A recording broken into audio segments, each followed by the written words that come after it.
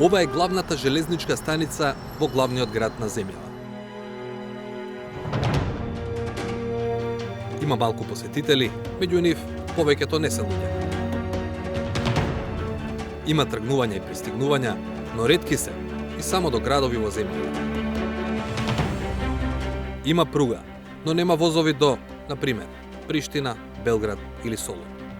Зошто ги нема? Затоа што нема интерес од патниците. А нема интерес од патниците затоа што патувањето со воз во Македонија е далеку побавно, отколку патувањето со автобус или со автомобил.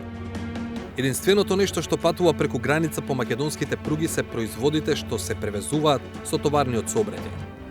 И тој како и патничкиот оди бавно. Не само што пругите не се градени за брзи возови, туку не се во добра состојба и оние за спорите. Па, привлече многу внимание министерот за транспорт Александар Николовски, кога и по предизборната кампања лани високо на агендата ја стави идејата за изградба на брза пруга која, по крајна линија, ќе ја поврзе Атина со Виена, преку Скопје, Белград и Будимпешта. Нема побитен проект за Македонија од овој проект. Затоа што светот оди напред и ние или ќе фатиме чекор, или ќе останеме слепо црево. За да се фати чекорот, владата процени дека ќе бидат потребни околу 2 милиарди евра. Бидејќи земјава нема пари за таква инвестиција, тргна да ги бара надвор и ги најде во Велика Британија. Официјален Лондон се обврза да резервира околу 5 милиарди фунти за инфраструктурни проекти во земјава. Пари кои во случајот на пругата се всушност гаранции за Македонија да подига кредити од банки или финансиски институции. И тогаш министерот ги даде првите рокови за старт на изградбата. Очекуваме во текот на летните месеци да веќе имаме поконкретни детали околу финансирањето на проектот и секако да одиме кон фаза на избор на изведувач кој што би почнал уште од оваа есен да работи на теренот. Помина јуни, помина јули, па и август. Но не само што ништо не се случуваше на терен, туку Министерството за финансии не избра ни кредитор. Тој не е избран ни денес. Зошто?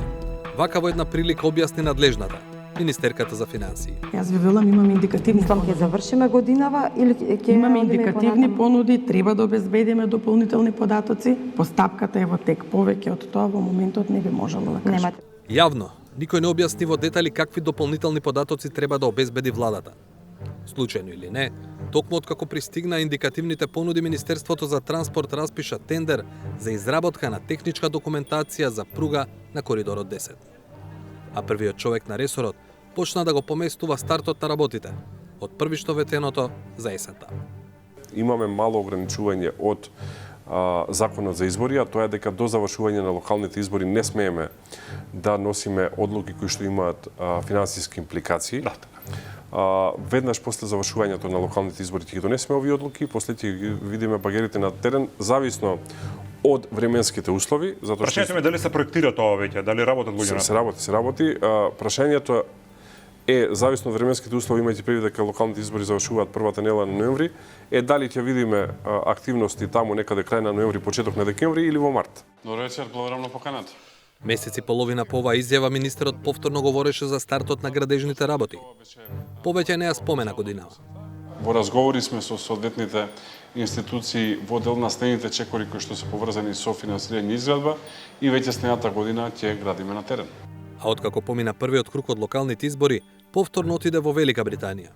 Од Лондон различно го интерпретираше првично даденото ветување. Добро напредуваат работите, веќе почнуваат да се работат документите со цел почеток на работа. Ветивме дека оваа есен ќе почнеме и еве оваа есен почнуваме. 3 недели подоцна почна да остава простор дека градежните работи можеби ќе почнат и следната есен. Ќе поканам сите на пролет да ги видите првите градежни активности кои што ќе бидат во делот на геолошки истражувања и секако проектирање, а кога се ќе е завршено, се надевам од лето или најдосна есен ќе ги имаме и првите километри поставена пруга. Па, како се случи уште на стартот, брзата пруга да доцни како македонски воз. Едноставно е. Земјава немаше соодветна документација. Зошто тогаш брзоплето се влезе во проектот кој е стратешки и по неговото значење и по милиардите евра кои што ќе треба да ги враќаат и сегашни и идни генерации. Каде исчезна физибилити студијата? Министерот за транспорт Николовски веќе доби слично прашање на последното гостување на ТВ Телма. Тој објасни дека земјава имала документација за коридорот 10, но се јавило дополнително барање од британските авторитети. Ние имаме и физибилити студија и еколошка студија кои што се работени од Европската Унија, по 1000 страни се, таму се архивирани, стојат и така натака. Она што сега ни е потребно како следна фаза, затоа што го работиме со Велика Британија, се одредени студии кои што се побарање и според стандарди на Велика Британија и кои што се побарање на UKEF, односно United Kingdom Export Finance, институтот кој што практично обезбедува гаранции за позајмиците кои што ги имаме. 360 степени ги побара од Министерството за транспорт студиите за кои говореше министерот во ова гостување. Добивме две. Едната за пруга Драчево-Велес, другата за Куманово-Делјадровце. Точно е дека двете се делници од коридорот 10, но точно и дека се само еден мал дел од пругата Табановце-Гевгелија. Наследно во наше прашање до Министерството. Независно за чии потреби сега се изработува документацијата, кој е одговорен што владата не знаеше дека е потребна таква техничка документација, а поради што целиот процес сега се одложува на повеќе од половина година? Го добивме следниот одговор. Во однос на прашањето за пролонгирање на проектот, ве информираме дека процесот и постапките не се пролонгирани. Календарот на активности се одвива во рамки на предвидените рокови. Веќе беше најавено дека од оваа есен требаше да се започне со постапките и информираме дека динамиката на постапките се одвива токму според најавите и предвидените рокови и пругата ќе биде завршена во 2031 година. Дека техничката документација не е баш ситна работа. Најгласно говори фактот што таа ќе ја чини државава без малку 1 милион евра. Дополнително, пишува во договорот меѓу италијански ЕРМ и Министерството за транспорт. Сите извештаи треба да се означени како доверливи и привилегирани. Според роковите, за 4 недели од датумот на склучување на договорот, период кој веќе е изминат, ЕРМ требало да испорачаат почетен извештај. До крајот на октомври 2025-та, што е уште еден изминат рок, земјава требала да добие извештај за избрана опција. Физибилити студијата треба да биде готова до крајот на март 2026 година, студијата за оценка на влијанието врз животната средина до крајот на јуни 2026 година. А конечниот извештај 2 недели по одобрувањето на студијата. Па сепак, министерот Николовски забараната техничка документација изјави. Тоа би било поедноставување, повеќе би рекол ревизија, затоа што ние тие документи ги имаме, тие сега ќе бидат ревидирани и тоа е тоа. Прашавме дополнително во Министерството за транспорт. Дали е веќе готов почетниот извештај и извештајот за избраната опција, кој според договорот би требало да се завршени? Или ќе бидат недостапни за јавноста поради барањето во договорот да бидат означени како доверливи и привилегирани? Не добивме јасен одговор дали се примени извештаите кои веќе треба да се изработени и дали како медиум може да ги добиеме. Во однос на прашањето за доверливост на извештаите, потенцираме дека во овој момент тие се доверливи, а истите ќе бидат испратени кога ќе бидат целосно завршени и одобрени до партнерите од Велика Британија. А дали брзата пруга ќе почне воопшто да се гради следната година? Дилема поставува и буџетот. Во него нема пари за такво нешто.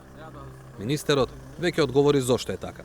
Затоа што прво секогаш се прави ребаланс на пола година, во јуни месец, и второ, ова се разговори кои што ние сме ги воделе, затоа што се работи за многу сериозен проект. Фактурите ќе бидат двогодишни, односно полугодишни, и очекувам фактурата која што ќе биде за 2026 година стигне во јануари 2027 година. Во одговорите до 360 степени од Министерството за транспорт останаа на тезата дека изградбата на железницата не доцни. И покрај тоа што министерот првично ветуваше дека изведувачот ќе почне со работа на терен уште оваа есен, како и тоа што од ресорот што го води најавуваат дека кредиторот ќе се избере во време, слично со она кога треба да биде готова новата техничка документација. Согласно планираната динамика, најдоцна до пролет следната година очекуваме да се избере најдобра финансиска понуда. Во однос на почетокот на градежните работи, според нашите планови треба да започнат во текот на летото или рана есен, исто така следната година, а целосно завршување на проектот очекуваме во 2031 година.